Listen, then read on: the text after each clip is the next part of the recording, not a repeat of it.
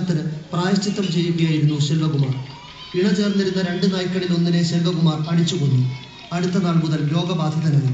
ആരോ ഉപദേശിച്ചു, ഒരു പട്ടിക്ക് മംഗല്യം നൽകുക, പാപമോക്ഷമുണ്ടാകും. இவர் ஒரு 5 வருஷத்துக்கு முன்னாடி நல்லா இருந்தாரு. ஒரு நாய் லவ் சீன், 2 நாய் இணைந்து லவ் சீன் பண்ணையில இவர் அடிச்சு அதை கொண்டு விட்டாரு.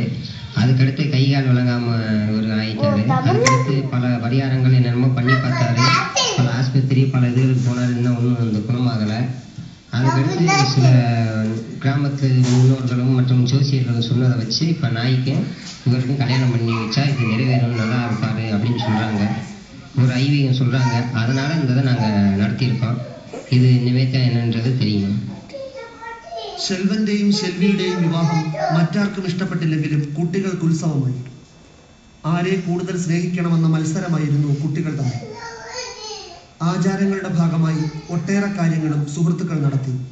സെൽവന്റെ രോഗശാന്തിക്കായി கிராமத்தை பப்ளிக்கு கொடுத்தான். தாலி, சேலை, சட்டை, மாலை, அந்த பெண்ணுக்கு என்ன இது பண்ணுறாங்களோ அனைத்துமே பொட்டு பூ தான் திருமணம் பண்ணாங்க.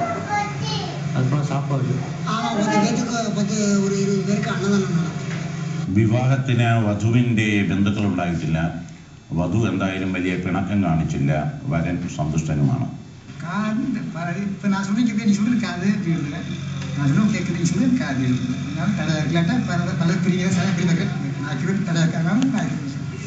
நம்ம காமிக்கிறாங்க பாடல் எங்கே சொல்லிட்டா நான் கட்சியில் தீர்மானம் மாத்திரத்தான் நம்ம செய்யலாம். എല്ലാ ഇതൊക്കെ തട 2 നായ്ക്കൾ ഇണചേരുന്നത് തടസ്സപ്പെടുത്തിയത് കൊണ്ടാണ് സെൽവകുമാറിൻ്റെ ഈ പ്രായശ്ചിത്തം. സെൽവകുമാറിൻ്റെ ഭാഗ്യം വലിയ വന്യജീവികളുടെ ഇണചേരലുകൾ കാണാത്തത്, അല്ലെങ്കിൽ ഇത്തരം ഒരു വിവാഹം നടപ്പിലായിരുന്നു. സെൽവന്റെയും സെൽവിയുടെയും വിവാഹ ജീവിതം ഈ ഗണേശ സന്നിധിയിൽ ഭംഗിയായി തുടങ്ങി. എന്തോ നല്ല കാര്യം ചെയ്ത തോന്നലുണ്ട് മസ്തിഷ്കത്തിന് ചാഞ്ചല്യമുള്ള സെൽവന്. സെൽവി പുതിയ ജീവിതത്തിന്റെ പ്രാരാബ്ധങ്ങൾ അറിയാതെ കൂട്ടത്തിൽ നടക്കുന്നു.